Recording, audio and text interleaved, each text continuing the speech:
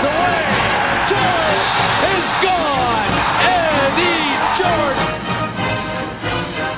Back is Dorsey to throw. Yeah! He throws it in the end zone. Yeah! Kelly off to the races. Can they catch it?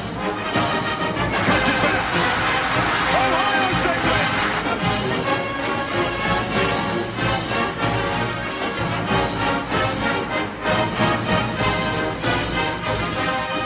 The Ohio State of Mind podcast hosted by Josh Keatley and Michael Chin. All right, welcome back to another edition of the Ohio State of Mind podcast. I'm one of your hosts, Michael Chin. On the right of me is Joshua Keatley. Underneath that, we are bringing back Ryan Stewart. We appreciate the time, Ryan. Thanks for joining us. And, of course, our fantastic producer, Chris, all the way at the bottom. It is Monday, October 7th, 2024. Buckeyes are coming off of a 35-7 win. But before we get into any of that, episode 47, Chick Hartley. I mean, this was easy, right, gentlemen? Yeah. Easy choice? Yeah, Chick Hartley is the man. Easy choice. Yeah. Josh? Yeah, Chick Hartley, the house that Harley built, right? There's really not a whole lot that can be said about that. If he was ever so slightly more modern, we'd be talking about him like we talk about Archie Griffin, but simply don't. But obviously, he basically put Ohio State, the football program, on the map. His number 47 was retired because of him. I think it was retired about 20 years ago. So there's really not a whole lot of guys that wore that number that were memorable. Ike Kelly, two-time All-American at linebacker, another guy that kind of gets really overlooked because of the sensational linebacker that later took place with Pepper Johnson, Chris Spielman, Andy Katzenmoor, guys like that. But Ike Kelly was a two-time All-American in an era where it was very hard to achieve that. And then obviously A.J. Hawk, another legendary linebacker who I don't think everybody. I think everybody remembers him, so it's not like I have to talk too much about him. So it's a great number. Wait, tell me more about AJ. I honestly don't. Can we talk about? I completely disagree with the notion of retiring numbers. I think it's the NFL does a lot where they hang up the jerseys, but you can still reuse the number. I just don't like I don't like them retired. Plus, if you do it that way, you could do something way cooler. Like instead of just having Chris Ward, who was a fantastic offensive tackle for Ohio State, being in the middle of the field, have his jersey up there, have Ward up there in the stands. You know what I mean? You really kind of limit yourself when you take that number off the books, in my opinion. So I've never really been a big fan of that. Yeah. I would have to agree with that. I think putting up their numbers in the Ring of Honor, in the circle around the shoe, that makes sense. Yeah. And then using the number. I mean, look, there's 125 guys in the team. 90 scholarship guys, which obviously could be changing if the NCAA has their way. But I mean, you don't have enough numbers for all the players that you have on the team. So it doesn't, like you said, it doesn't make a lot of sense to retire numbers and to put them on the shelf and for players not to use them.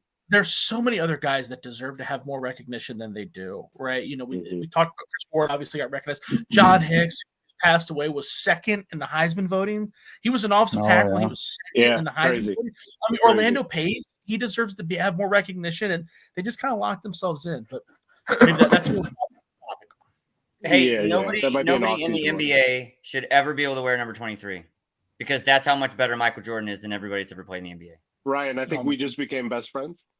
Yeah. Sure. So 23 should be off limits in the NBA. That's the only number that should be retired.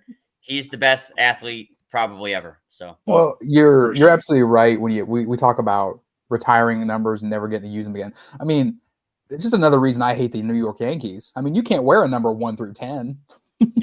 Let's be real. Yeah. That's why you see a lot of the young guys coming up with the 90s numbers and they're just sticking with them. It's weird. It's weird. Well, and you bring up a good point too with the 1 through 10. Like at Virginia Tech, if you have a single digit number, it means something.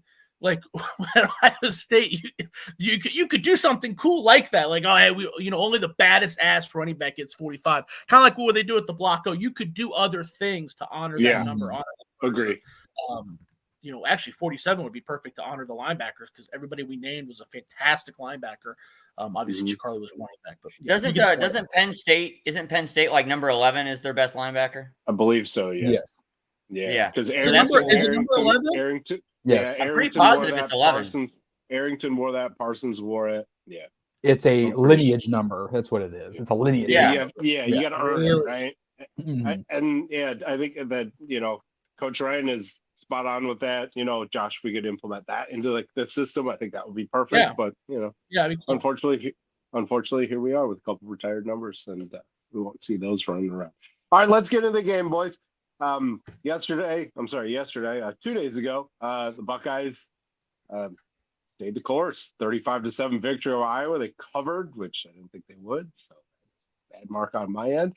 But the Buckeyes played really well. They their touchdown that they scored on the first drive is, I believe it was first one that Iowa's let go in, I think, like 4 years. So the Buckeyes came out firing. Unfortunately, that was their only touchdown of the first half. They did rack up a crazy amount of yards, around 300 in that first half, but just couldn't find the end zone. But it all worked out in the end. 35-7 victory. Let's get into our assessments. Ryan, we're gonna wait for yours last because I know you got a lot to say. So let's Chris, why don't you chime in and we'll get to Josh, and then Ryan, we'll get to you. Too easy. I'm gonna just hit. I'm quick and to the point. Hey, it's Iowa. It's Jim Tressel ball with Earl Bruce recruiting. Okay, it is what it is. Will Howard's arm strength is a concern. I'm sure we all want to talk about that. Yep. He's always throwing off his back foot. He's stepping forward, but he's still always got that weight on that back foot. If you look at it, I mean, I think it's there. Also, what else we got? Hey, Jeremiah Smith looked great. That fumble looked bad. Hey, we'll chalk it up to a freshman mistake. But I'll also get on Donovan Jackson. Hey, buddy, get on the damn ball. Get on the ball. Or excuse me, swat it out of bounds. You want to be a hero. What do you think he's going to do? Pick it up and run for How a touchdown? often do you get to be a hero, goddammit? Fall on the damn ball. Come on. What up for it? But hey, Jeremiah Smith, he is who he is. He made up for it. And believe me, at the end of the year, this kid's going to get some Heisman votes. I firmly believe that. Offensive side of the ball, Chip Kelly, I like the offense. He is very hell-bent on staying balanced. He's very hell-bent. But I'm telling you, it's feast or famine. I believe me, we had this nervousness coming into this week that this defensive line and this linebacker core was the best they were going to see, and it was. But let's be real, they were ripping it off 5-6 yards a pop. They were, and I'm just like, hey, it's 7-0. It's the start of the third quarter. If it ain't broke, don't fix it. And we were really just, I really seemed like he was trying to stay balanced at the same time. Defensive side of the ball. Linebackers looked better. A lot of underneath crossing routes and a lot of linebackers standing just a yard or two behind it and just letting them go. I know growing up playing football, if you were standing there in the middle of the field as a linebacker and they're crossing the field, you chuck someone. At least reroute them, something. Because it was a 2-yard cross here and there, and that's all that was. Secondary, still a lot of cushion. Sonny Styles did not look phenomenal, but he looked improved. He did not look phenomenal, but he looked improved. I will say that. Back to Will Howard, stop the quarterback runs. Stop the designed quarterback runs. Hear me out. Quit. Listen, read options are fine. He's not JT Barrett. He's not. And he's bigger and faster than JT. Listen, but let's be real. That fourth down call, quit it. That was bad. Just quit it. Well, I mean, the problem with the fourth down call was that they spread everyone else wide. And there wasn't, like, it's either he's running or he's throwing. There was no confusion as to what was going on. You put him back in there, maybe do a little RPO action or some sort of fake, and then I think it works a little bit better. But you're looking at it, the defense was reading it two ways. He's either running or he's throwing the ball. There wasn't any sort of confusion as to what they were going to do. So yeah, I agree with that. That's not the best play call there. I like the read option out of him, but I'm telling you, if I'm working my way down the tree, there's 5 other people that I want to give that ball to before I'm giving it to Will Howard on the fourth down, unless I've got some nice crazy chick ration going on. Yeah, but we saw a little bit of the playbook with some new formations. We saw a gun with split backs, one of them being a wide receiver. We see It's Wasiva from now on. We saw Judkins back there split on one side of Howard. We saw Emeka Ibuka split on one side, and they would shift out of it, go trips on one side and back into the pistol. Just a new wrinkle, new little something to show them, see how they adjust. I really wanted to keep that Iowa running back under 50 yards and no touchdowns. But if we got to give up the gimme second string touchdown, it is what it is. Yeah. And lastly, that slit turf at Ohio Stadium is the ugliest fucking turf there is in the country. It looks bad.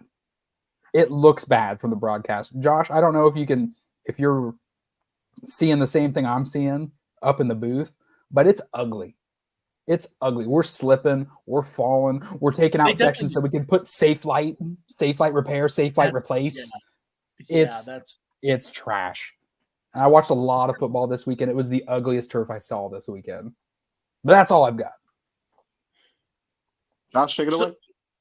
Yeah, so actually we should have a topic about the athletic facilities in general, but that's probably more of an off-season thing, Chris. Mike and I talked about it briefly in the off-season because, Gene Smith gets all these accolades, but he kind of spread the athletic department really thin. We got pistol and skateboarding and video game. We got all these fucking sports, and now there's not enough money to pay for real grass, and the wood is a little bit elderly, shit like that. But I'm glad you joined the podcast, Chris, because I'm so thankful that you're the pessimistic one. Okay, it's a nice break from me, dude. Like usually I'm the one that's Mr. Pissy Pants, but dude, no game is going to be this was a national championship game again, 2 times in a row. I came away with no complaints. Again, I can nitpick things, but no game is going to be perfect. I was very, very, very good about what they do. They're very, very good about what they do, and they don't stop. They're very persistent in what they do too.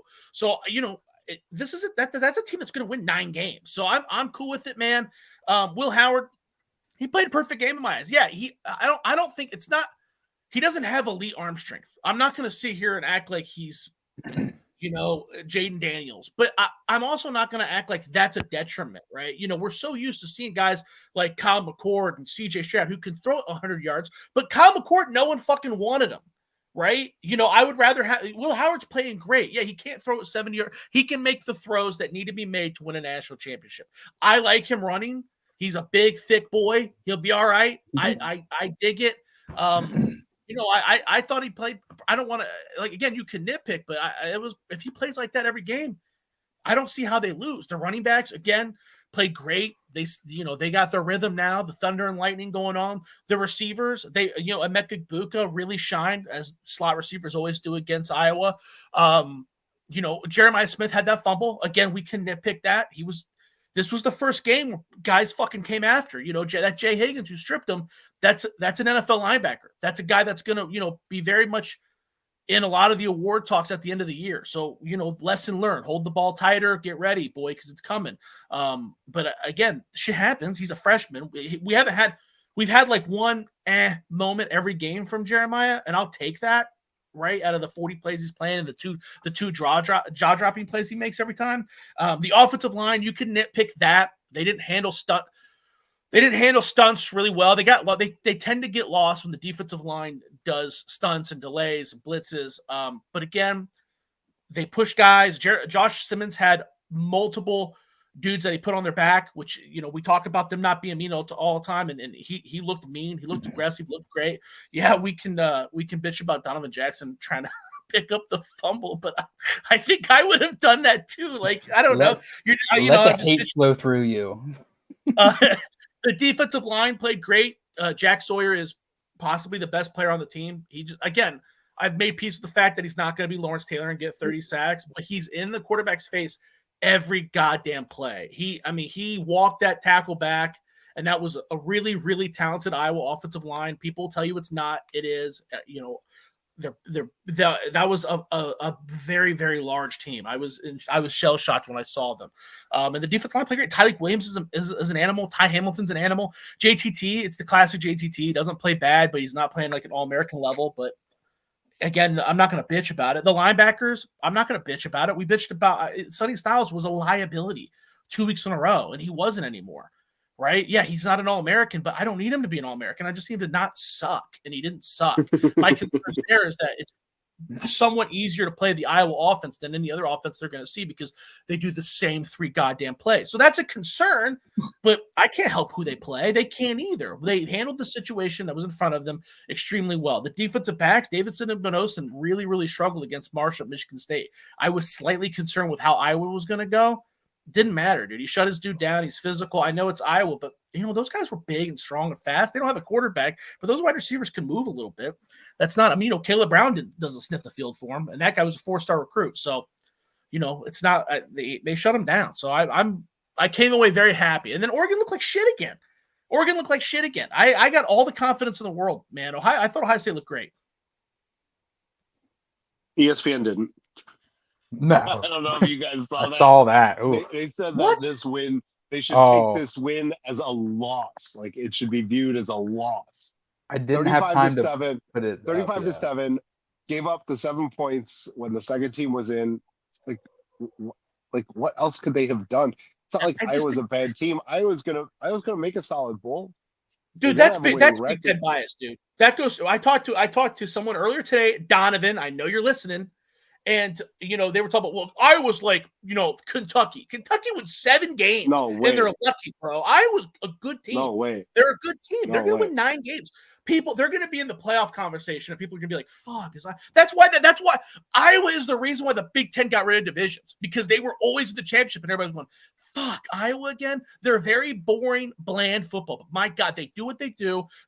They do it great. Mm-hmm. Fuck that. That was a great win by Ohio State. Mm-hmm. Nothing you could tell me different. Coach, take it away. Yes, no, I thought that win was a great win, like you guys are kind of alluding to. That Iowa team is good, and I thought that you guys were kind of talking about their offensive line and their defensive line. I was super impressed with how our offensive line handled that defensive line. I was even probably more impressed with knowing what Josh said last week about how a lot of that offensive line was preseason All-American, preseason Big Ten. And I thought that Jack Sawyer had McNamara like completely kind of pissing his pants because he just didn't know when he was going to get a hit, how he was going to get hit, where it was going to come from. So Jack Sawyer might not be like this Chase Young elite rusher type player, but he's absolutely like a Nick Bosa, TJ Watt pressure causing person that makes it so you're just uncomfortable the whole game and you're always kind of waiting to get hit by him. And so I thought that he really, like you saying that he's the best player on the team makes complete sense. I thought that the linebackers, you guys know I'm completely like biased about the linebackers, but they played, if you can play like that all year.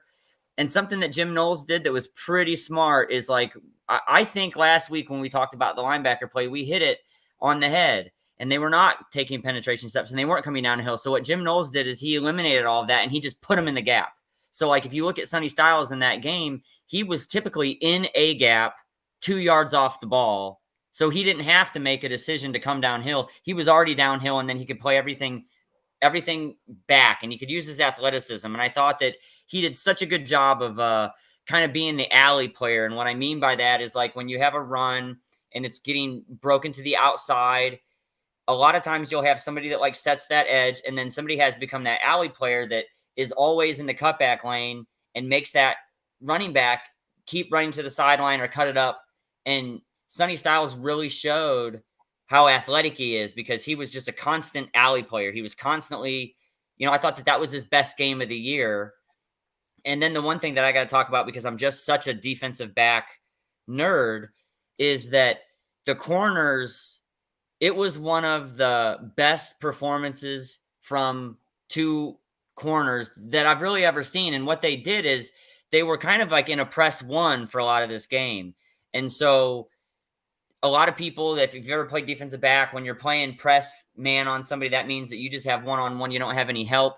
And a lot of times you have to jam that guy, and then you have to like keep them off their route and then play man coverage. But what a lot of people don't understand is, and Ohio State's been doing this forever, I kind of learned this way of coaching this. They do a thing called an offhand jam.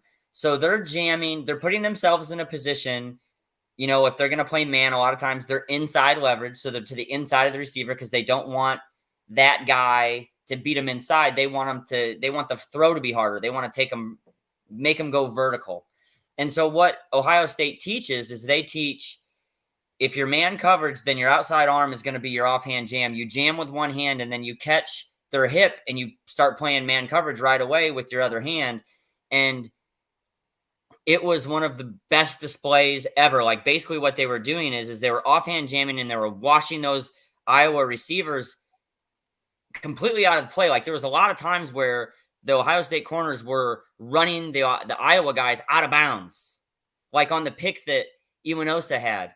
He offhand jams that guy. He presses him to the sideline, and that guy's trying to fight to kind of not go out of bounds, and Iwanosa just steps in front of it and catches the ball because his play was so physical. So maybe that's the difference with Iwanosa. And they have I know that they can do it, but maybe what they need to do with him is they need to put him in press man all the time. Put him to the boundary and make him play that one, and then, have the other guys play the field, because he's obviously, to me, he looks so much better like in press man coverage than he did against Marshall. I think against Marshall, they played a lot of zone. So maybe he's not a very good zone guy, and he's a really good man guy.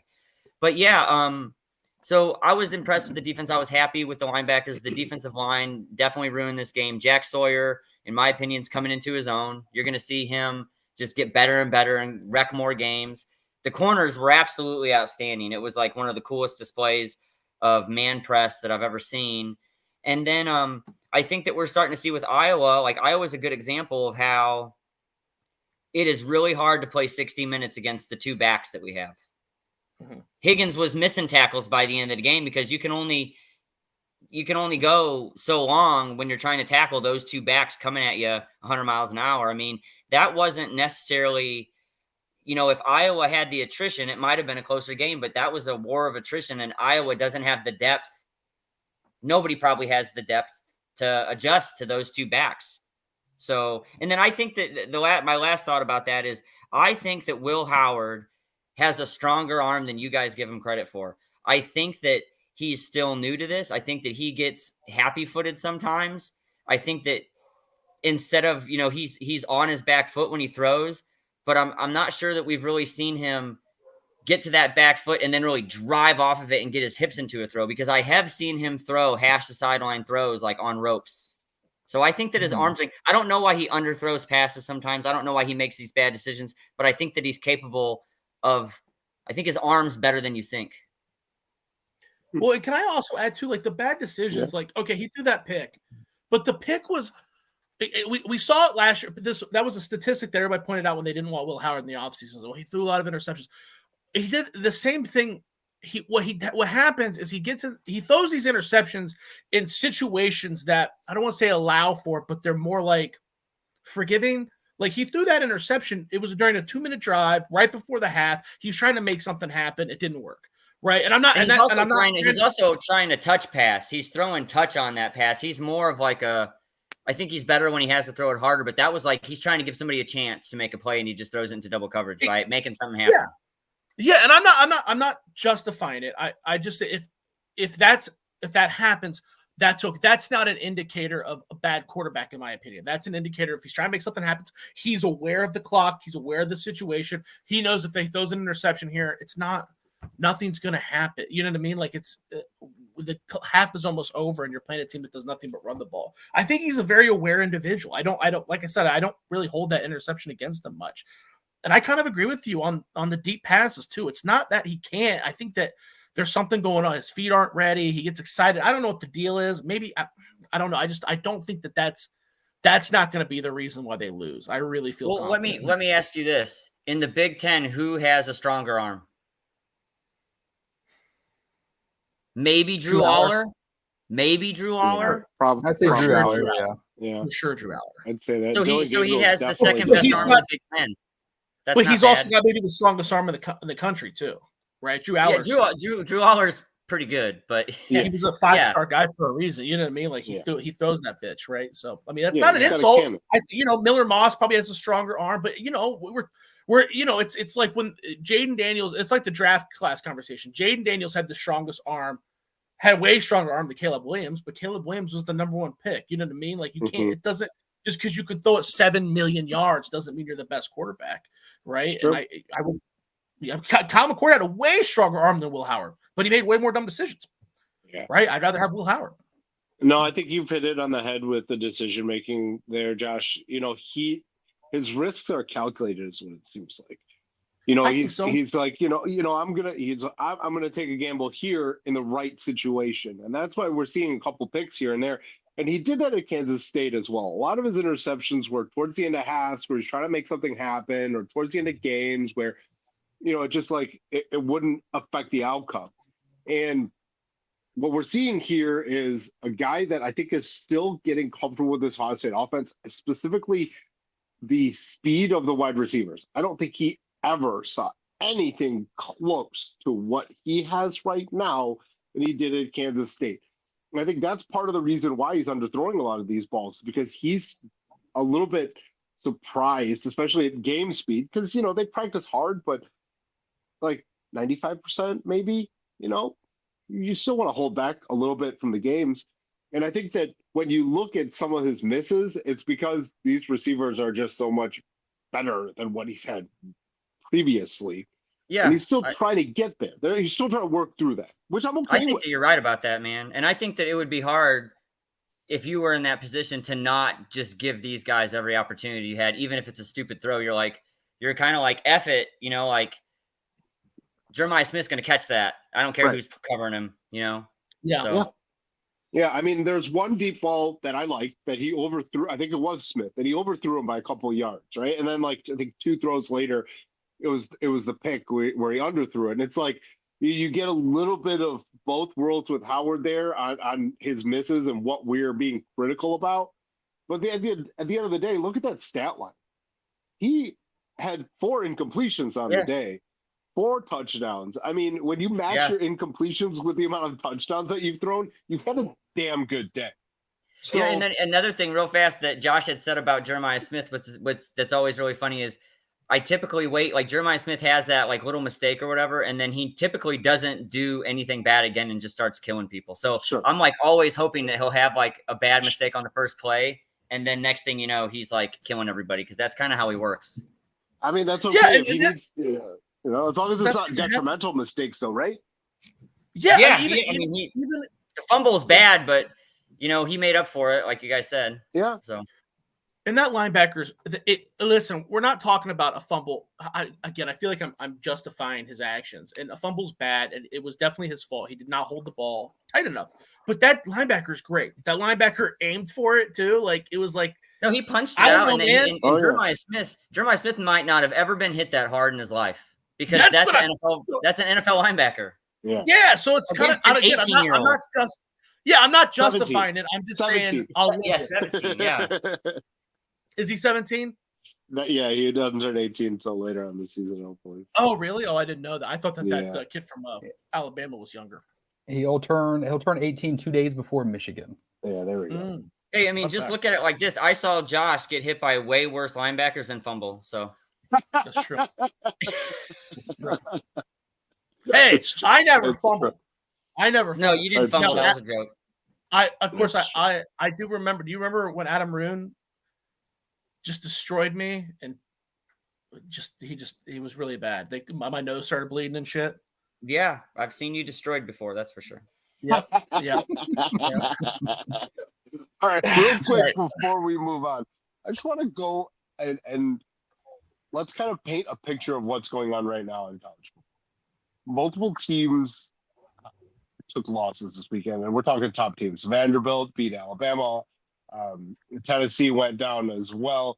You're looking at, and really, if you guys watched the game, and it was the late one, Miami should have lost that game too. They missed a targeting call. They missed a couple other calls.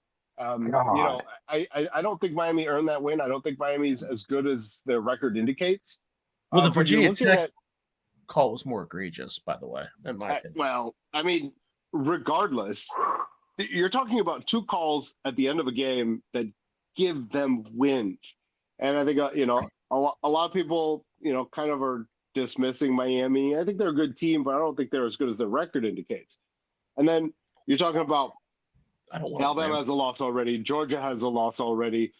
All the big players right now, with the exception of Ohio State, Texas, actually three Big Ten teams: Ohio State, Texas, Penn State, and Oregon. They're all undefeated right now. Obviously, one of those teams won't be undefeated when we get back on the air next week between Ohio State and Oregon. But you're talking about a lot of parity in college football, and kind of what I'm getting at is a loss doesn't take Ohio State out of the running for absolutely anything. No. How many losses in your guys' eyes would you say is like the absolute disqualifier? I mean, with Depends a on 12-game who. playoff, it's really hard to say. Right. I think It that is. we're all in an age group right here that's very used to days like where the AP poll picked who won the national championship. I mean, all of us sitting here remember like that Auburn team in 2004 that had Ronnie Brown and Cadillac Williams that didn't even really get any chance to prove if they could be, remember that? Like USC wins the national championship, they kill Oklahoma. Mm-hmm. You still got Auburn undefeated. It's just like, I think that now, to answer your question, I think that it depending if you're on the right conference or something like that, you could lose 3 games and still get into the playoff. Right now, like, I don't believe that the ACC is like a Power 5 conference. They're not playing like it. And so there's going to be somebody from the ACC that loses a good amount of games but wins that conference, in my opinion. And gets an automatic bid. Yeah. So like that's a first round bye. Yeah, and then you got somebody like Boise State who, you got this kid that's going to, hypothetically could break all of Barry Sanders' records, and they already have a loss. It could be very hard for them to get in the playoff. You know what I mean? Josh, talk about Genty. I know you love him. Ashton Genty, oh man, he's a bad dude, man. I mean, that's one of the reasons why I think Ohio State's gonna have a ton of success against Oregon, because he ran for we have first of all, I do think that Travion Henderson and Quinshon Judkins are better than him physically. They're bigger, they're faster, they're stronger, and there's 2 of them. So I'm very excited to see what these guys are. But yeah, Genty's a bad dude, man. He's won me some cash, that's for sure. All right, but back to the question. So how many Chris? How many disqualifies you? They can lose, and this, oh man, it's so hard because again, it depends on who they lose to. But again, I think Ohio State's schedule, you could lose 2 games in a row, and then hey, you could just absolutely demolish Michigan, which are where our schedule lines up, who might still possibly still be in the top 25. I think they could lose 3 games. But they have to be the right 3 games. I think 2, you're still a shoo-in. But I think 3, it's got to be the right. Yeah. Go ahead. You saint you. What 3 games do you feel would be the best to lose? I'm very curious because I think I know what you're going to say, but I have an answer. I have an answer too. They can lose the next big 3. I mean, it's obvious. Name them. If it's a 1-score game, they lose by 1 score. Oregon, Penn State, Michigan. Mike, what do you think? I would say you have to win one of those 3, and if you lose the Big Ten championship, I think that 3rd loss, I think you'd still get in. Obviously, they wouldn't be a top seed or get a bye. I don't even know if they would host a home game at that point in time. But I do think that I would have to say, if they lose to, I do not see them lose to Michigan this year. I just think they're absolute dumpster fire. So say they happen to lose to Oregon and Penn State, and then they lose the Big Ten championship. I still think they get in, although it would be hard to get to the Big Ten championship with 2 losses. So I don't know if they would be even at a point where they could get that 3rd loss. So that's the question. But I definitely think that if things worked out that way and they did have 3 losses, I still think overall you probably put them in, but one of the lower seeds, like 9, 10, 11, 12, something like that. But they'd be a terrible draw for whoever they got to play. That's for damn sure.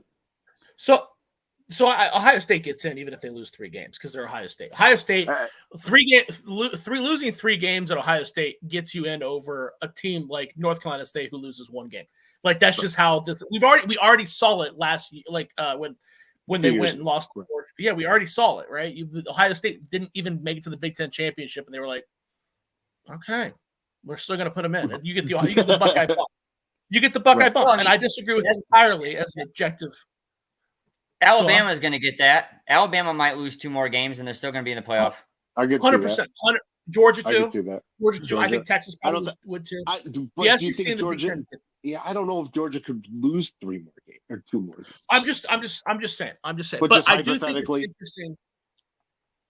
Go on. I'm sorry. No, I'm just saying hypothetically. Yes. Yeah, hypothetically. Yeah, there's like 5 teams in the country that get that bias bump, right? And they're Right, all from the SEC. right. and I the mean, Big Ten. there's going to But- be a team in the SEC. It's either going to be, we don't know yet. It's either going to be Texas, Alabama, or Georgia that's not going to get to play in the SEC championship game. Sure. And that other team is going to be in the playoff. Right. Well, You know what I same, mean? same Third thing team. with the Big Yeah. Ten. That third. The Big that Ten is third going to team get probably 3 will. teams in. Yeah, there's going to be. I mean, yeah, but if Ohio State loses all 3, if they lose 3 games, assuming it's Oregon, Michigan, and Penn State, they're going to lose in the first round of the playoffs anyways, right? Because those are the only good teams those are the only elite teams on the schedule, right? You know what I mean? Like if you can't beat one of those 3 games, you're probably going to lose, because whoever makes playoff is going to be a notch above Iowa. But I think that it's interesting because in this. No, the Hoosiers are ranked number 18 right now. So Mhm. Yes. don't start Hoosiers. You better give them the respect. Listen, no one Hoosier loves Dave. Curt Cignetti more than me. Curt Cignetti, That best is coach true. in the Big Ten. If they get their own athletic facilities, Indiana will be in the Big Ten championship race in 3 years, guaranteed. I got no problem with that bet. But they're going to fall apart. That's just life. But there's not enough. They're fucking still depth. Indiana. There's just not enough depth. They're running on pure mercenaries, dude, with Surratt and Curtis Rourke. But I And they think really it's interesting. let's be real here. They also have not played any. That's true too. That's true. It's not that they haven't played anybody. I understand they haven't played anybody, but dude, they're also winning with fucking margin. They're playing teams that are okay, and they're blowing them the fuck out. That's You know what I true. mean? Well, they It's play Ohio- Illinois this True. weekend, right? Illinois this weekend. That would be a good one. Nebraska. Oh, Nebraska. yeah, in Indiana's got 2 a weeks. bye. Nebraska in 2 weeks. I'm looking at their schedule right now. And I think that's when we're going to start to see them the cracks. But Yeah, they back got to to my play like Michigan and us back to back or something too. They Yeah, do. no, they're- So they have. So the remaining schedule on the 19th, they play Nebraska. The week after, Washington. Week after, Michigan State. Then their gauntlet, Michigan, Ohio State, and they finish the season with Purdue. Yeah, they're going to end up in like the Cheez-Its Bowl, which is okay. That's great. I mean, you know? I can but, yeah, I can see you're gonna them lose, going like, 5 9 games. and 3. Don't I mean like they're going to beat Michigan State. I don't know should if they be beat.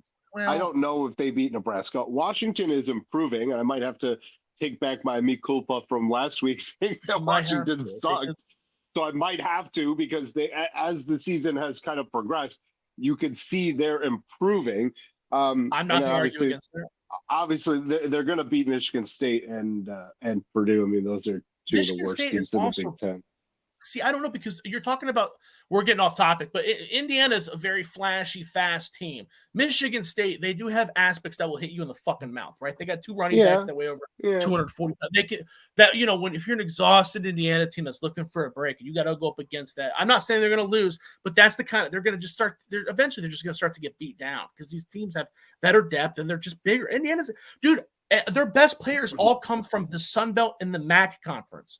Right, which I love. I love that, but it's not sustainable. But my point back in today's playoff, and I'll make this quick. In today's playoff atmosphere, when you compare it to what Urban Meyer did, I think that you're better off under the Urban Meyer thing where you lose to like Purdue or Wisconsin or Northwestern because what happens is people throw it out the window.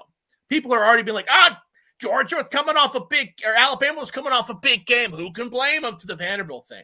You know what I mean? If you lose to a good team, you're competing with that good team for that playoff spot, right? But if Ohio State beats Penn State, they're in the playoffs over Penn State, and then they can lose to Indiana, who's not going to fight for it, right? It sounds stupid, but I think that you might see a situation where it kind of alludes to that, where it's like, well, they, head to head, and Ohio State lost to Purdue. It's just shit happens. It's a shit happens game. They do that all the time now, dude. They do that all the time now. Remember, Alabama barely beat fucking Auburn last year, and they're like, oh, well, Auburn's okay. It's Auburn lost to fucking New Mexico State. They do that shit now. You're going to see that. So they're going to do whatever they can to justify a 3-loss team, Ohio State getting the Ohio State, Georgia, Alabama, whatever. But Sure. I'll shut up. No, I think you're right. All right, are we ready to move on, guys? Yes, sir. All right, Oregon, the big one. Oh, you have them 5? I think in the coaches they were 3. I made this on Saturday after the game. Yeah, I think it's a 2-3. so I think it's a fast. 2. I think it's a 2-3 matchup right now. Yeah, Yeah, just it's 2-3. slacking over here, Chris. I'm just kidding. Thank you very much for doing all of your hard work. But anyways, hey, it's not You easy. suck. Like, Thank you. no. I'm just saying, like, I know what he's doing. He's getting it out of the way, so he doesn't have to do it today. I get it. Right. But anyways, obviously, a massive game. Game day will be there. You're talking about all eyes are going to be in Oregon, in Eugene, watching 2 of the top teams in the country duke it out. First thoughts, gentlemen. What are we thinking? Who wants to go first? Chris, you want to go first? Yeah, take it away, Chris. Hey, it's Oregon. What does that stadium fit, by the way? It's a unique shape. What does that stadium? I think it fits about 67,000. I've been there before. 70,000, something like that. With standing room, Ryan? I don't know. I know that I've coached at games at Oregon, and then I was a Golden Knight in the Army, so I was on a parachute team. I've jumped into Autzen Stadium a couple times, and it gets so loud there that it will shake the end cells of your parachutes. It's very, very loud. But yeah, I think it's about 65,000 people. So the listed number is 54, but I think you are actually closer because that's why I said standing room, because they allow a ton of standing room in there, like an absolute ridiculous amount. So. But it is on the smaller end of a stadium, and kind of surprising given that Phil Knight just funnels money into the program. But it's like the Seattle Seahawks stadium, to like where the way that it's built, the way that it's designed makes it loud. Loud. Okay. Yeah, because it's kind of it's down. Right. There you go, Mike. They're ranked 3rd now. Oh, to add to Ryan's point, I spoke to a good friend of mine who's been to every stadium, and he's gone to every Ohio State game. I don't know, man, for like 50 years or something like that. He's an older gentleman. I asked him, is he excited about going to Oregon? And he said he will never, ever, ever go back. He says he's been to every Michigan game, home and away, every Penn State game, for like the last 35 years, whatever. And he said Oregon is the meanest, rudest fan base, and the stadium is so loud that he can't breathe. So he's not. This will be the first Ohio State game that he hasn't gone to in like, I don't know, since like I was born, dude. So that's how he told me. He's like, people don't understand, like they're in for a rude awakening, and he's not the only person that told me similar stories to that. So it will be interesting. Of course, they played there. Did you guys know that all of the teams from the Big Ten that have gone to the West Coast and played are like a combined 1-7 with the time difference and everything? Oh boy, really? Yeah. That has concerned me. I've been talking about that for a while. Because you're looking at what, a 6:30 start here, right? So that shouldn't. Well, 6:30. That's 6:30. It's 6:30 Central, so 7:30 Eastern. So it's 7:30 in Ohio when they're going, which is normal. That one win was Indiana. For those that are listening and are aware that I took UCLA because I said that exact same thing, and that's how bad they suck. But anyway, sorry. Chris, let's get on the game, buddy. It's like I said, hey, it's a smaller but more intense atmosphere. The Buckeyes are going to leave, I assume, Friday morning for a 2,400-mile road trip. 2,400 miles. I wonder if there was any strategery afoot when Oregon revealed their all black jet jerseys for this week in this night game. I'd love to hear your guys' take on that as well. Hey, we've been talking about what has Chip Kelly been keeping tucked away in that playbook of his for this week. Hopefully we see something that just really floors us. And if we don't, I'm sure we'll see something that's going to floor us out of our phenomenal freshman, Jeremiah Smith. Like I said, you're absolutely right. Will Howard has made mistakes, but it's been nothing that can't be fixed. Let's hope that he does not make a mistake in which we have to regret it this week. And also, I've been looking, and I think probably Mike can hit this a little better than I can. Recruiting is kind of big this week. There's some big studs at Oregon that have also went ahead and reclassified as well, that have visits later in the season to come to Ohio Stadium as well. But I am excited for whatever this game holds. 7:30 Eastern, NBC, not on Peacock. Not on Peacock, but I'm taking the Bucks. Josh, what was the spread on this one here? Because I know, again, I took this Saturday night. Spread is 4 points. 4 points for the Bucks. All right, give me the Bucks and give me 4. The player you're referring to is Jakeem Stewart. He was the number 1 recruit in 2026, reclassified. I believe it was a week ago. He's got Ohio State as his last visit as well before he makes a decision. So I think that bodes very well for the Buckeyes.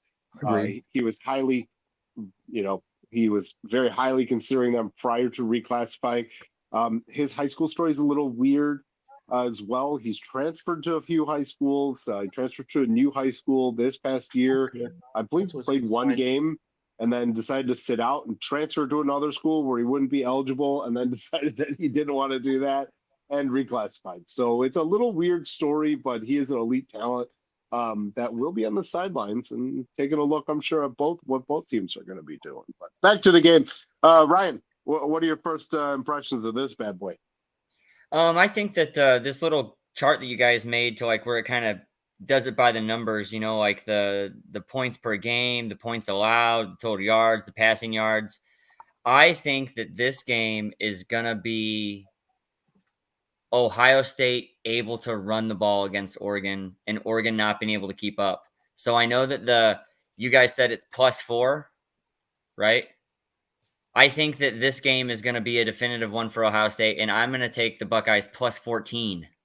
Oof, love it. Really? You think they're going to win by more than 2 touchdowns, huh? Yeah, because I just do not think – we talked about it a little bit, but like if Boise State can run all over this team, are they going to really be prepared for like 2 guys that are better than any running backs in the country, really? I just don't think that they have – we saw it with Iowa. Like Iowa, by the end of that game, those are NFL linebackers missing tackles because they've had to tackle somebody every play for 60 minutes. And I just don't think Oregon has the depth to do it. It's just going to be interesting to see if Oregon can score points. If they can stay with us, then that might be interesting. But I just don't think that. I think that we're going to be too much offensively. Running the ball, I think, is going to be the difference maker in this game. Love to hear it. I can see that. Josh, want to go last? Sure. All right. I just feel like this game kind of is like a continuation of what Ohio State's been building, especially on offense. As we talked about before, the Buckeyes haven't shown too much. They showed a little bit more against Iowa because they're a better defense. They really haven't played the defense that has the kind of talent that Iowa has. I think that Oregon's going to have similar talent. They got a couple of defensive linemen that are going to play on Sundays as well.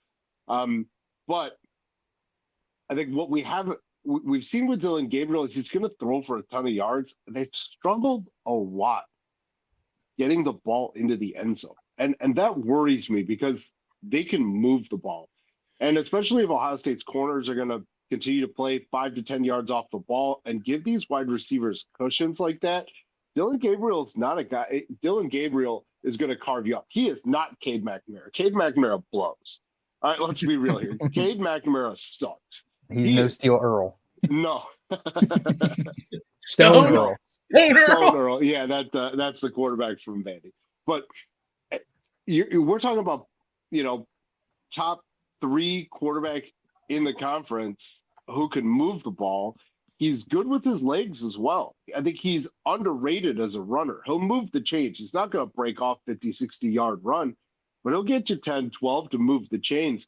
So I think the key here, I don't think Oregon's defense will be able to stop Ohio State's offense. I think the biggest matchup for me is Ohio State's defense going up against Oregon's offense and whether or not they can pressure Gabriel into making dumb decisions.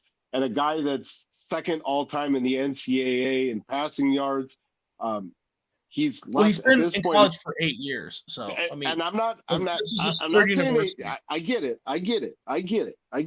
But he's seen a lot. It's going to be hard for Jim Knowles to confuse him. So I think that's the key to the game. But I think over the course of the time, the Buckeyes do wear down Oregon. I have it a little bit closer. I have it closer to 10, but I'm taking the Buckeyes to get this big road dub. So just to kind of just comment real fast on Mike, what Mike had to say. One way that Ohio State in the past has combated like really good receivers like this, and I know that these guys aren't all the same, but watch for Knowles to run combo coverages to like where he's man on the boundary side, and then he plays a zone on the opposite side of the field, and he isolates some of those receivers. I think that that's how they confuse them this week, is that I bet you that they run a lot of combo coverages to like where you're man on one side of the field. Little cover two man if you're playing Madden. Cover two man would be more like a man concept, but what I mean is like straight up man and somebody on the boundary side, and then playing like a cover three look on the opposite side with the safety coming down. Okay, so then that might put Iwanosa in a situation like where he has a one-on-one with no help, but the quarterback might not recognize it because it looks like a cover three. You know what I'm saying? Sure. So that's something that Ohio State in the past has loved, is combo coverages. We ran a ton of them when I was at Ohio State, and they were all pretty elaborate. Yeah, pretty much just disguising it a little bit better, right? Yeah, and then just making it so like, hey, you got some guys in man, some guys in zone, and you know, like they like to cut the field in half in college, and if I look one way and I'm throwing the ball and then I come back, it's not the same on the other side, and so that's where you kind of get these guys into mistakes, and I think that Ohio State can do that. So makes sense. Josh, take us home. Yeah, I agree with you. I think that they had that in their back pocket. I don't think that they're going to need to. You know, you Ryan, what you said about the running game, I'm right there with you. Ashton Jeanty, the Boise State's offensive line is not Ohio State's offensive line. Okay, Jeanty, he's great. He's not Travion Henderson. He's not Quinshon Judkins, dude. And he ran for like 250 yards. Oregon State's not good. Their leading rusher left from Miami in the spring, after the spring. Okay, and they ran for over 150 yards, and they're not good. People are having their way running the ball against Oregon. I don't think that their defensive line's good at all. They lost that Dorless, who was their stud, and they lost a couple other pieces, and they're just not filling in the gap. The linebackers are a little bit lackluster. They brought in the transfer from Washington at cornerback, but he's been, you know, you can find highlights of him getting mossed. I'm not too worried about Ohio State moving the ball on offense at all. What I'm worried about is that this is going to be a huge step up. Maybe not as an offensive whole, but for the receivers. We were talking about a pre-show. I think that this is the best receiver, the best receiving core in the Big Ten. You got Tez Johnson, who is he may be the fastest, best deep threat in the country. Okay, Bo Nix's brother. You got Trayshawn Holden, the transfer from Alabama, who's absolutely shined in the absence of Gary Bryant, who, by the way, was going to start but has been hurt. And then you got Evan Stewart, who's also one of the fastest dudes in college football, who broke a ton of records at Texas A&M as a true freshman, who was bumped and bruised this past year. And then we didn't even talk about the tight end Terrence Ferguson, who's maybe, you know, I think Luke Lachey was a good warm up, but Terrence Ferguson is maybe even better than Luke Lachey. These four guys will tear you up. They're very hard. So we're going to see some good stuff. We're going to see if Denzel Burke can handle it. We're going to see Jordan Hancock play a ton. We're going to see Davison Igbinosun get a chance to be very physical. So we're going to see, so hopefully, because I believe that all three of Ohio State's corners and nickelbacks are first round caliber too. So hopefully we can just stay with man to man and shut them down. But I fully anticipate that Knowles is going to have something in his back pocket, because these guys are good. These guys, it's really hard to gauge how good they are. Their offensive line's also really good. Josh Connerly, we talked about him being a fringe all Big Ten first round kind of guy. The other tackle, Johnny Cornelius, he was the transfer from Rhode Island. Ohio State desperately tried to get him. Mm-hmm. Yeah, these guys are both playing very, very well. They have a Marcus Harper and Nasheed Stroller. Stroller was going to be a starter. No, Harper was going to be the starter. Stroller's filling in for a guard that got hurt in the preseason camp, but he's playing very well. It's not going to surprise me if he's in the all Big Ten talks. And their center, I'm not even going to attempt to pronounce his Polynesian name. Luluawi is his last name, but he's like number one in PFF for all centers. Now, you know, PFF, you got to take that with a grain of salt, but the fact that he's there, that means something, right? He's doing his job. He's doing it very well. So this is also going to be a very competitive offensive line. Jack Sawyer is going to have a very, very, very interesting battle that I think he can win. I have a lot of faith in this Ohio State defensive line, but it is going to be interesting. And I think that there's a chance that they're going to get some of these battles. Now, Dylan Gabriel is a great quarterback. He's probably going to be the best quarterback that they see. I'm kind of in the middle of the Dylan Gabriel hype. We talked about during a Big Ten preseason show. I didn't have Dylan Gabriel as one of my top 5 Big Ten quarterbacks. The reason wasn't because of his lack of skill. The reason was that he's not Bo Nix. Bo Nix has a giant arm. Bo Nix is very athletic. Dylan Gabriel is okay athleticism, and he doesn't have a huge arm. Dylan Gabriel dinks and dunks. Dylan Gabriel's the most accurate passer in probably the country, and that's great. But I think that's been some of the issue for this Oregon offense is they have all these speed merchants that like to go deep, and they have a quarterback that likes to dink it and dunk it. He's thrown 3 interceptions this year too, and they were all in the red zone. This guy, he has not been. He threw 2 interceptions in the red zone against Michigan State. This has not been the pillar of excellence that a lot of people thought. And I like him. I think he's very, very good. He will be the best quarterback Ohio State plays. I'm not taking anything against him, but I don't think that the gap is as big as some would expect, right? I don't think we're not playing Bo Nix. So I think that's some of the issues. So I got a lot of confidence. I'm taking Ohio State. I'm laying the points.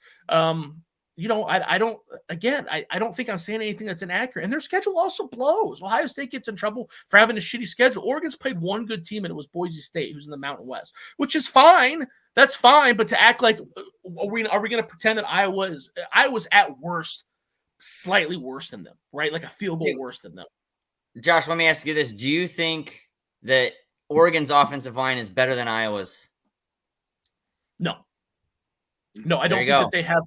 I don't think that they have the massive power. Now, I do think it's bigger. I mean, I do think it's different. Like Oregon's offensive line is more finesse. I think that they get in the way. They're probably better pass blockers as opposed to run blockers or something like that. Exactly. And to you, the point that you made is, for all the people that are just Ohio State fans in general, I would imagine that this would be a game to like where you will see the least amount of Cody Simon that you've seen all year. I think he's kind of a liability in this game, and I bet you that they don't play not one down of 3 linebacker like we talked about. And I would say that he would be the odd man out in this game because I think he's proven over the last, 5 games that he cannot cover people in space. This is a bad game for Cody Simon. Like, I don't think he plays in this game. It's going to be very interesting to see how they handle linebackers after running a 4-3 pretty predominantly the last 2 weeks. But again, I think that we're really, man, it's going to be a tight game. I'm not going to sit here and act like Oregon's garbage, but they're getting a lot of people are hyping them up, and I think we'll be all right. I really do. I can give you a yang for every one of their yangs. Yeah, I mean, it could be a game where a lot of people are surprised. Like Ohio State. Like I could see this game where Ohio State just puts it on them. It's gonna. I could see it looking a lot like Iowa. I think that the intimidation factor is what's good. I think the intimidation factor is going to make Ohio State come out weird, right? I think, Will Howard came out a little sleepy against Michigan State. Wouldn't surprise me if he came out sleepy here, but it would not surprise me if we see a similar game to Iowa where they just kind of spread, in the second half, they find their groove and rock and roll. I want to make it very clear that I don't think Ohio State's going to blow them out by 50 points, but I do think that that's a possibility. There's a lot of unknowns with this Oregon team, and there's a lot of things that we're giving credit to that just haven't been that good, and Dylan Gabriel's one of them. You brought up a good point about the offensive line. I tell you what, I've watched a little bit of Oregon every week so far. I don't think I've seen an Oregon offensive drive, where at least once Dylan Gabriel wasn't on his ass.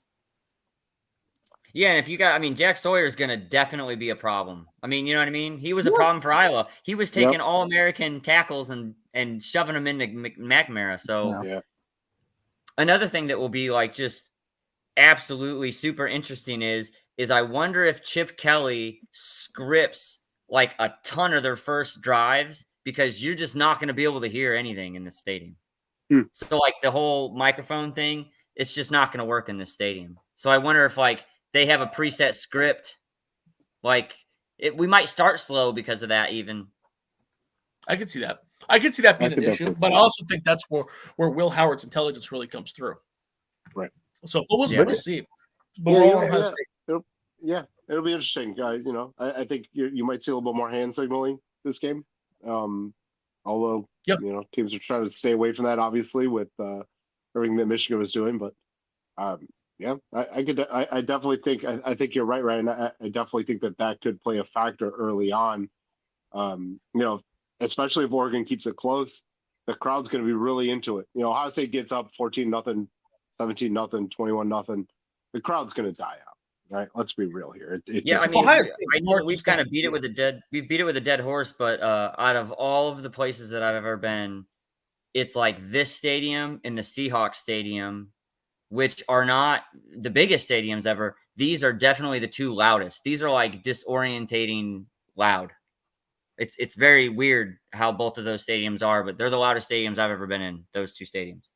And I think that to me, that and the wide receivers, I want to give them a lot of credit because I don't know. We haven't played these wide receivers are the best, so we're really going to find out about these defensive backs. But that in the stadium are more scary than me than Gabriel. How they're going to react to that environment. That's more scary than Gabriel. Brian comes in on Facebook and says, "Hey, Josh is on the money with that Gabriel assessment." Brian, I love you. Stop gassing Josh up. All right, appreciate the comment. Hey, you know what's weird about this is that normally Josh loves subpar quarterbacks. That's like his favorite. This is the week, huh? I love subpar when everybody hates them. I'll bring them up. Oh yeah, you got some tweet stories, Chris.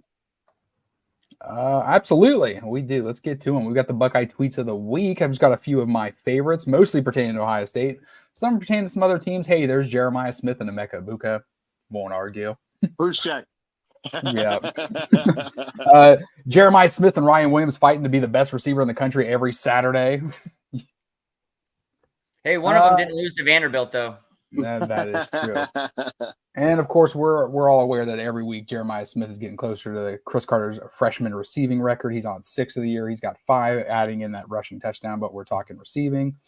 Hey, of course, Ohio State undefeated. Y'all don't play nobody from Bama fans. And then of course they get dumped by Vandy, and there's Vandy getting pieced up by Georgia State earlier. Georgia State has a good running back, man. They have a good running back. Yeah, he's good. They're also talking about a P5 team going up against Georgia State. Come on, that should be a win. Love to dunk on Portnoy any way we can. Old Tuttle came in the game. He got Jackie Heisman Tuttle time. Tuttle the Terrific. Tuttle the Conqueror. What are we calling Jack Tuttle? We're calling him 0-1. Yes. Thank you, Brandon. Appreciate it. And of course, let's take a look at Game Day and their picks for this last week. Just love to see it. I also did that too, though. Yeah, I was gonna say like that's awesome. Both of us did, Mike.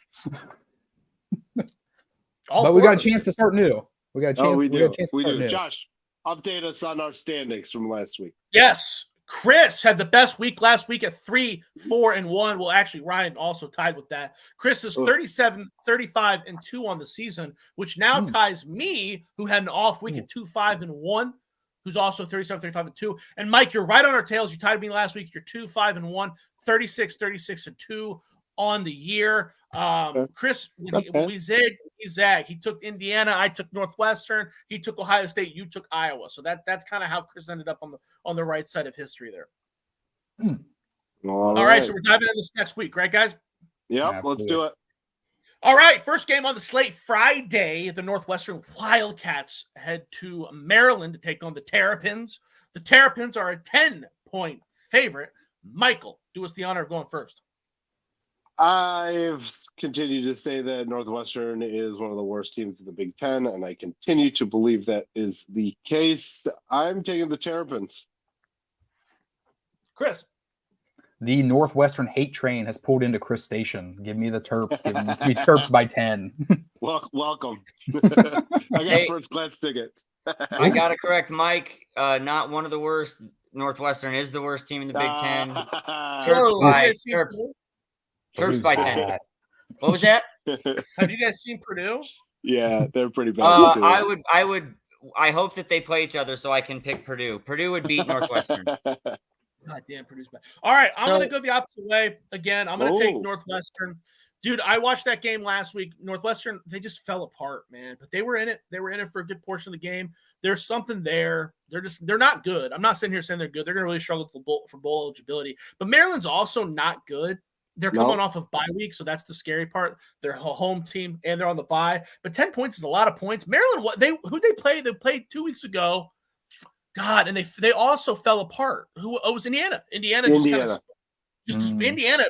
destroyed both of them. So that doesn't really give me a good barometer. So I know I'm going on a limb here again with Northwestern, which is a shame. Clearly, I'm showing my bias, but I'm going to ride with them once again. Next game, Washington travels to Iowa off their big win. Iowa is favored by 3 points. Chris, what do you got? It's so Jekyll and Hyde when you get these. Washington coming off a big win, but now Washington's got to take the trip. Iowa coming off the big loss, but they're back at home. Give me. Oh man, I didn't think this one out at all. This one's tough. Yeah, I didn't really think this one out at all. Give me Iowa by 1. Ooh. 1 point. Give me a 17 by 16. He's taking Washington. Yeah, so I'm taking Washington. God damn it, guys. We gotta get better at the betting lingo. We gotta get better at the betting lingo. I understood what you were saying, but he did betting lingo was you can just switch to a fucking pencil. Okay. But Mike, what you got? I like Chris. I'm torn here. I think if one of the two teams was like coming off of the games that they just played like 2 weeks ago, I would pick the opposite team that played either Ohio State or Michigan. Both of those teams, they just punch you in the mouth. And a lot of times, like we saw with Alabama in a game like that, and Georgia struggled as well. Let's be real here. Georgia didn't go out and blow the doors out this past weekend. Those games are physical. It's an emotional toll as well. So it's going to be hard for both of these teams to recover. But I'm going to take the home team here in this one. I think Iowa will eke it out. I think it's going to be a lower scoring contest. I could see, 21-17 type of thing, 24-21. But then that gives it to Washington. No, that still gives Iowa. Iowa.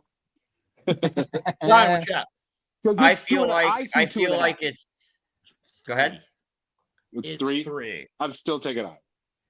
I feel like in a situation like this where Washington's coming off the biggest win of the year and Iowa's coming off a big loss, it's easier to coach Iowa. Iowa will be hungrier than Washington in this game. It's at home. And then what they're going to realize pretty quickly is like, oh, look, we have room to run the ball. We can block these guys. So I take Iowa to cover. Yeah, I'm with you guys. I'm taking Iowa. They're at home. They're coming off of a pretty nasty. We saw it, right? They're coming off the nasty. Washington, dude, they rushed the stadium in Washington, bro. They poured the Gatorade, baby. Okay, yeah, they rushed the stadium. Okay, like you beat a quarterback that can't throw the ball. Wow. I think that was more redemption for last year. I'll gladly take the team that didn't rush the field. Right, so that's what we're gonna rock. That's what we're gonna rock and roll with. All right, next game: Wisconsin travels to Piscataway, New Jersey, to take on the Rutgers Scarlet Knights, who are favored by 3 points. Mike, what you got? Also another tough one. I think Rutgers coming off a bye, right? Yes. No. Rutgers just lost to Nebraska. Oh, they lost. Oh, that's right. They 7-14. Nebraska. Yeah, that's right. That was actually we all pushed on that. We all pushed on that because it was exactly 7 points. I'm gonna take Rutgers. I think they're the better team here. Wisconsin still does not have any semblance of a pass game that Luke Fickell would like to have. Obviously, Van Dyke went down early on in the season against Alabama. I know. But you prepare all season with one guy, and you don't really get someone else ready, which is probably on them. And I think it hurts them this week. So I got the Scarlet Knights. Chris, what you got? I'm going Rutgers too. I mean, Wisconsin is just hard to freaking watch. They are a hard team to watch. I'm telling you, if there's the Office reruns or Wisconsin on, I might watch a little bit of Wisconsin, but I'm gonna catch up on some reruns though. Hey, Michael Scott. It's boring. It's ugly to watch Wisconsin. And you know what? Let's go with Rutgers on this one. What's the spread on this one? 3. 3. Okay. Rutgers is favored by 3. Okay. Coach, what you got? I got Bears beats Battlescar Galactica for Chris right there. I'm gonna go with the Badgers. I say the Badgers right the ship, and they play good defense that Luke Fickell designs, and then they get the run game going. And so I say that I take the Badgers in this game. Yeah, I'm riding with you. I'm taking Wisconsin as well. Rutgers is coming off a very hard fought game with Nebraska. They only lost by 7 points, 14-7.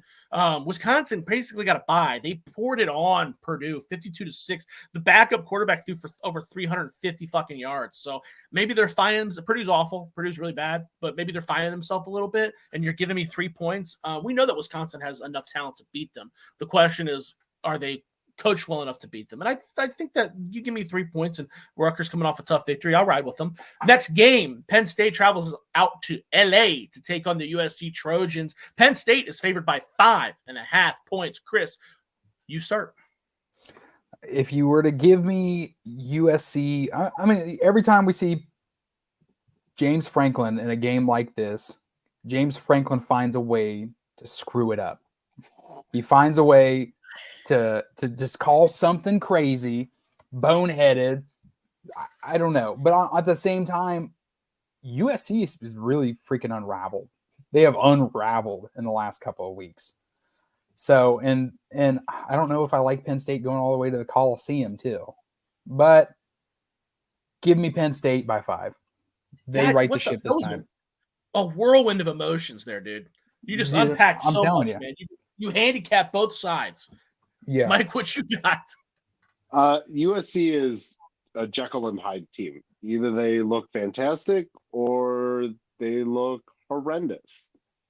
And you look at their second half against Wisconsin was awesome, and then they just looked horrendous against Minnesota. I just feel like Penn State has more talent. I think it shows this game. Unfortunately for USC, they really thought they were going to come in and run the conference. Well, I don't think that's going to be the case. I got the Nittany Lions by more than 7. All right, Ryan, what you got? Penn State is the second best team in the Big Ten. Drew Allar's the best quarterback in the Big Ten, in my opinion, and they're just going to be too much. I think that Penn State is like a national championship contender in the next 2 years. So I think Penn State shows out at USC, totally covers Penn State all the way. Penn State's going to be the toughest game for Ohio State this year, and they're going to show it right here this week. I also think that Penn State is a playoff caliber, national championship caliber team. I know that James Franklin will fuck it up somewhere. I don't think it's here, though. I think that the talent is, there's such a huge gap. I mean, USC hasn't played well all year long. We gave them a lot of credit for that Michigan game, but Michigan sucks, man. Yeah, Penn State they look like shit last week too, but they at least have some glimpses of where they look really awesome. So yeah, I'm riding with Penn State. They should be able to beat by more than a touchdown. Next game, Purdue travels to Champaign, Illinois to take on the Illinois Fighting Illini, who are favored by 19.5. Mike, what you Come got? on, Purdue. You got to do better, Purdue. I like the Illini. I've been I've been writing with them for a while. I think they're, I really like Brett Bielema. I think he's a really good coach. I think he's very underrated. The question is whether they can cover that spread. Purdue is horrendous. They do. Chris, what you got? I like Illinois. I've liked them all year, but at the same time, I could see. No, I can't. But give me Illinois. Give me Illinois. Give me Illinois. 21. All right, Coach, what you got? Just Illinois to cover. I mean, we're basically in a position right now to like where Northwestern, Purdue, and UCLA are actively trying to prove to us which one of them is the worst team in the Big Ten, and it just gets better every week. Like, so I could see Illinois beating them by 40 points. It's just going to be, it's just sad. It's a sad day for all three of those teams. I'm gonna also take Illinois. This one was the scariest game for me because not because I don't Illinois is not in any danger of losing. It's big. 19.5 is just such a large spread for a team that doesn't. I mean, Illinois is still Illinois. They like to run the ball, pound it out, get the win and get the fuck out. And Purdue does scoot. When Purdue wants to scoot, they have shown that they can scoot. The problem is their defense is just awful, and their offense is just. Ryan Walters is definitely staring down the barrel of a very, very hot seat.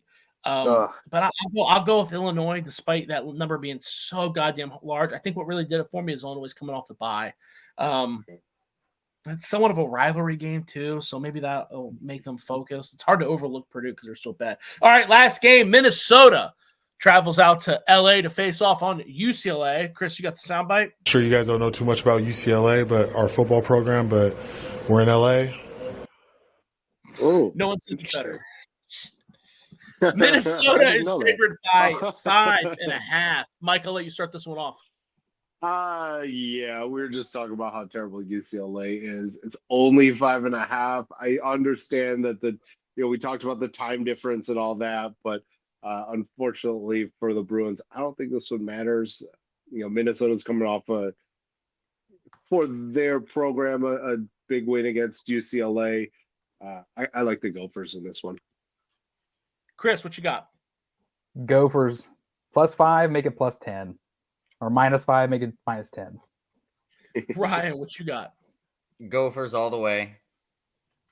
All right, I'm with you guys. We talked about, it's nice to take the team. They're coming off a big win. It's nice to bet it. It's nice to fade the team that's coming off the big win. But I don't know if that's necessarily a huge win. It's just more of that's Minnesota's identity. I think that, they just go, they do what they do and they do it very well. They're like a shitty Iowa. And UCLA is bad. UCLA actually played pretty well last week. They got a new quarterback. They got some freshman who runs around a little bit.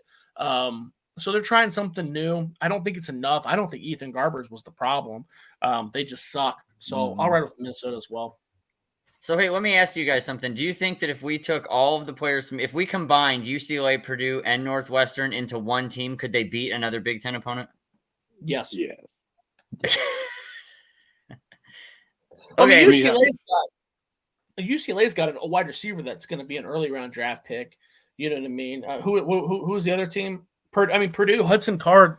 That's a really, really slightly above average quarterback. He's better than Cade McNamara. There's a tough offensive line. Purdue's safety. His name is eluding me. He had a really good year last year. Thielemann? Yeah, Dylan Thielemann. Yeah. So really just keep that in mind that we would have to combine UCLA, Purdue, and Northwestern to create one decent Big Ten team that might be able to beat one of these other teams. God, man, I don't know. I think that'd be fuck, dude. I think you're under. I don't know. That would be an interesting experiment. It was a goofy question. You're overanalyzing it. Always. What do you mean always? It's an interesting question. It's an interesting question. Okay. That's why he took Northwestern, because they must have a really subpar quarterback that he feels bad for. Real quick, I want to ask you guys. Quarterback's Mike's boy. He got an NIL deal. Your boy got an NIL deal. Just for the record. From who? On it. He's one of the special autograph guys. Did he? Nice. Very nice. Okay. So real quick, because we just went over all the games, and Ohio State's flying in on Friday. Penn State, James Franklin announced that they are going to be flying in on Thursday. Does that make any difference? Yes. I think so. We used to do that at Ohio State. We were always at away games a full day before. I think it makes a big difference. Okay. Yeah. So are the Buckeyes making a mistake by flying out on Friday then? When you said that to me, I thought that was strange. Yeah. Okay. So this is a mistake, right? I don't know if it's that detrimental, but yeah, I think it's a bad idea. Okay. That's what I was leaning towards too, but when you look at the statistics for NFL teams, when guys fly out, there's teams that fly out like a week in advance or whatever, like a whole week. They'll fly out like Sunday night. Yeah. Those teams are like, I don't know, something crazy. They've lost like one time. So I don't think it's going to be, obviously they're not going across the pond. So I don't think it's going to be that huge. It's an issue. Josh, do you remember when we used to play like San Diego, how terrible it was that we would you would fly in and you would be like, I know it's not super far, but you would be like jet lag. You would not be used to what time it was. No. And then you had to play like the very next day. You would be uncomfortable because you flew all day. Then you would get to your hotel, and a lot of times it would be like packed full of meetings, and you're sleeping in like an unfamiliar place. And then you got to like wake up and go play that next day. And like, I don't know, Josh, I felt like when we would go to San Diego, we were just like sleepwalking. It felt like. Yeah, typically San like Diego. Yeah, was a weird trip. Davidson was a weird trip. Jacksonville was a weird trip. Yeah, I remember all those vividly, being like, dude. I lost my driver's license in San Diego. That's how sleep deprived I was. You know what I mean? Like, I mean, obviously Valparaiso is not like Ohio State University, but still, Ohio State University flying out Friday puts them in a situation where their guys just are not. It would be nice to like have Thursday to have it be that weird day, so then Friday feels more like a normal day. That's what it feels like to me.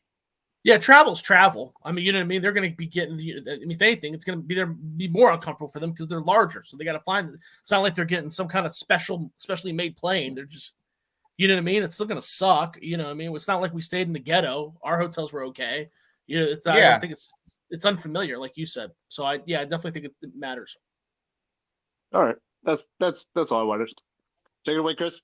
Too easy. Hey, gentlemen, we've got real quick because we missed it last week. We're going to squeeze it in here real quick. The Buckeye question of the week. And the Buckeye question of the week pertains to our starting quarterback, Will Howard. Will Howard, his stats currently, which I had these pulled up and I forgot to put them back up on here because, you know, when didn't go ahead and update the stats. But right now, Will Howard is currently sitting at 1,248 yards. He's sitting at 12 touchdowns, and he's sitting at 3 interceptions. So, Mike, over/under for Will Howard on this season. Over or under 3,500 yards rush or passing. Passing yards under, touchdowns over, interceptions under. Okay. Really? Okay. Josh, same question. He's passing not going yards, to touchdowns, interceptions. Passing yards. There's going to be games where he's not going to play in the second. So I don't think he's going to have enough opportunities to get there. Is he talented enough to get there? Yeah. I'll go with over for the passing yards just to be different. I'll go with the over on the touchdowns, and then I'll go in under on the interceptions. I feel weird about that one though. Okay. What about you, Coach? What do we think? I think he's over on all three. I think at the end of the year, I think he's going to have over 4,000 yards. He'll be somewhere over 40 touchdowns, and he'll have I think 10 is like the perfect number of interceptions. He'll be 10, 11, 12, something like that. But he'll have like a historic year. I mean, one of the better years that an Ohio State quarterback has had, I believe. You know what I mean? That's what so over on all three. Over on all three? Mm-hmm. Okay. I'm in the same ballpark with you there, Coach. I was thinking somewhere maybe 38 to 40, 39, maybe hitting that. And let's call it regular season because I mean now we're talking about you can play multiple playoff games, 3 extra games. Yeah. Mm-hmm. So I mean, if we're talking regular season, I can see pushing that 4,000 milestone. I can see we've already got 12 touchdowns on the year through the air, not rushing. And then 10 interceptions. He's got 3. We got 5 games, 5, 10, 15. Yeah. I think I can see him sitting right at 10, really. I wouldn't be surprised at 11. I wouldn't be surprised at 9. I would be surprised at 8 or 9. He'll hit all 3 of these if they go to the playoffs, though. Yeah. I mean, if he was like under 7, then I would be like, man, he's had like one of the best. He's had a great year. If he's under 7 interceptions, that'd be pretty awesome. Absolutely. And like we've been talking about earlier, our fantasy draft updated standings. Of course, Josh is he is still in a commanding lead. His biggest performer this last week was Will Howard. I came in second from the Buckeyes as well. I had Emeka Egbuka with those 3 tuds. Brock is still sitting in third with Curtis Rourke. Carrying him, dude. Mike with a big game out of Max Brosmer, huh? Yay. Well, he had, we didn't talk about last week, but Michael actually had the highest scorer in last week's competition. Yeah, he did. Tez Johnson had 40 points. He did. Yeah. He had a good game. Yeah. Too bad. The rest of my team sucks, though. And then I think Egbuka was the highest scorer this past week, right? I think it was. Yeah. I think he's 100 yards. Yep. All right. Hitting almost an hour and a half. A little extended version today. So we're going to wrap it up here. Gentlemen, any final thoughts before we say goodnight? No, people have logged off by now. We're at an hour and a half. Well, to to the 39 people that joined tonight. First and foremost, yeah, there thank you you go. very Okay. much. Hey, Thank you very much. We got a big week this week. Also, no football on tomorrow, gentlemen. But if you want to catch some NHL hockey, puck drops tomorrow. There's I don't know if football you guys on. are hockey fans. Who plays tomorrow? Someone. Florida International plays somebody. I can't remember what it was. Yeah, I saw a tweet the other day. It was like 42 games, 42 days straight of football, including NFL. So that's where I make most of my money, my friends, is those smaller conference games. Betting on Manny Diaz, Yep. betting against him. Yeah. Florida International plays Liberty, and Liberty is favored by like 3 touchdowns. So I'll be probably on money. Liberty. Yeah. Interesting. That's subpar quarterback bias, Josh has. Good stuff. All right, Josh, where can we find your stuff? I'm on X at Josh Keatley 16. Buckeyes Wire. I write a few things. Wow. Ryan, do you want anybody to find you on social media? I have like no cool social media, anything. There's nothing cool to I have no social media presence. Well, basically. catch Ryan here then. Yeah, there you go. Chris?